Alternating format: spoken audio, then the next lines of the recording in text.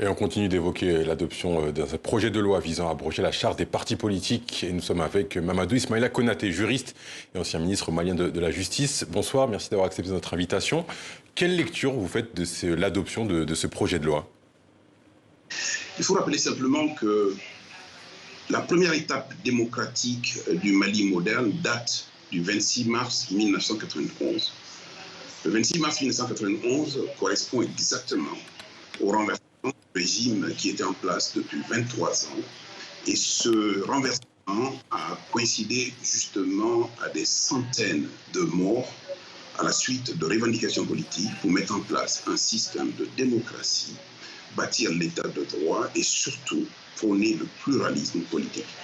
C'est dans ce contexte-là que la multiplicité des partis a été reconnue par la Constitution et c'est en cela également que différentes lois et règlements sont venus aujourd'hui installer le cadre juridique des partis politiques. Et bien c'est ce cadre juridique qui a été définitivement anéanti par un régime lui-même issu d'un double coup d'État militaire qui a réuni un certain nombre de partis dans une salle et s'est pris un moment pour le peuple pour prendre des décisions qui sont à la fois dangereuses d'une part, constitutives de recul démocratique. Et j'imagine, j'espère que les partis politiques et le peuple du Mali se rappelleront que c'est à la suite d'un combat épique, 1991, 26 mars, que nous avons installé ce cadre qui va au-delà des autorités de la transition aujourd'hui, qui est au-dessus même des Maliens, parce que s'il y a une option fondamentale, démocratique en faveur de l'état de droit, c'est quand même que ce sont les partis politiques qui concourent au suffrage. Cet anéantissement est un recul insupportable. Alors, quelles sont les conséquences effectives pour les différents partis d'opposition? Il ne faut même pas se leurrer. Un certain nombre de personnes se sont réjouies aujourd'hui de ne pas avoir un texte formel de dissolution des partis. Mais le texte qui est pris est pire que la dissolution des partis parce que c'est définitivement le cadre juridique d'exercice des partis. C'est-à-dire la loi qui permet, 1, de créer les partis, 2, de les organiser, 3, d'assurer leur fonctionnement, 4, d'assurer leur participation à la vie politique et 5, d'assurer leur financement qui vient d'être anéanti. Aujourd'hui, en termes d'existence des partis politiques, il n'y a plus que les dispositions de l'article 39 de la Constitution qui prévoit que les partis politiques concourent au suffrage universel, mais que ces partis politiques sont réglementés par des lois organiques. Aujourd'hui, on n'a pas de loi organique, on n'a même pas de loi ordinaire, et les partis politiques sont laissés à la merci des autorités qui elles-mêmes sont en situation de difficulté par rapport à la légalité. Alors, quelles sont les options pour justement ces partis d'opposition? Est-ce qu'ils ont des recours sur le plan juridique notamment? Bien évidemment, aujourd'hui, ce type de comportement viole tous les engagements du Mali. Le premier engagement, il est d'abord constitutionnel. L'article 29 de la Constitution ancienne et l'article 32 ou 33 de la Constitution nouvelle ont tous affirmé l'existence des partis politiques comme étant le socle de la démocratie. Le deuxième élément, il incombe à l'État d'organiser le cadre juridique.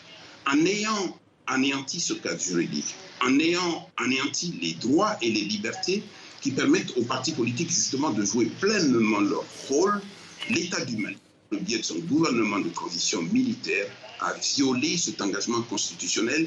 Et de ce point de vue, j'espère que la Cour constitutionnelle du Mali, saisie, saura jouer la plénitude de ses responsabilités.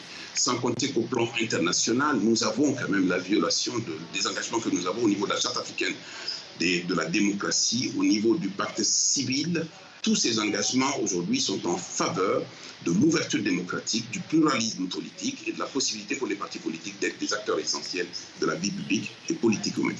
Mamadou Ismaïla Konaté, parmi la concertation nationale, a également évoqué la possibilité pour Assimi Goïta, le président de la République, d'avoir un quinquennat renouvelable. Quelle est votre réaction vis-à-vis de cette proposition? C'est le propre de tous les régimes militaires, de tous les régimes autoritaires. Ils commencent déjà par bannir les libertés, ils commencent à anéantir les droits. Ils s'élèvent contre les institutions et ils créent une situation de peur absolue. Ils se veulent seuls dans l'arène et ils décident de ce qu'ils veulent. Comment voulez-vous que quelqu'un qui est issu d'un putsch militaire 2 fois puisse aujourd'hui prétendre être à la tête du Mali après les 5 premières années, 5 années suivantes, sans limite dans le temps? C'est le régime d'un seul, c'est le régime autoritaire, c'est contre tout cela que le Mali et l'Afrique se sont élevés pour dire plus jamais ça.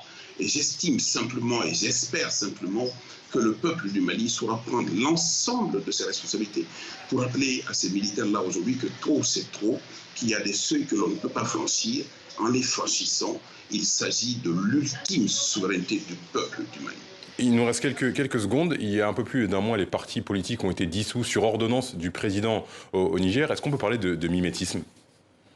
Mais au-delà du mimétisme, vous savez que ces jeunes militaires sont issus des mêmes écoles, ont reçu les mêmes enseignements et se sont retrouvés à prendre des responsabilités qu'ils ont passées comme étant les leurs. Ils ont pris des armes et se sont retournés contre leur peuple et leur nation. C'est un crime au Burkina Faso, c'est un crime au Niger, c'est un crime en République du Mali aussi. On regarde bien ce qui va être le sort de ces jeunes militaires, mais on reste convaincu que ce comportement ne peut pas continuer. Merci Mamadou Ismaïla Konaté d'avoir répondu à nos questions. Je rappelle que vous êtes juriste et ancien ministre malien de la Justice.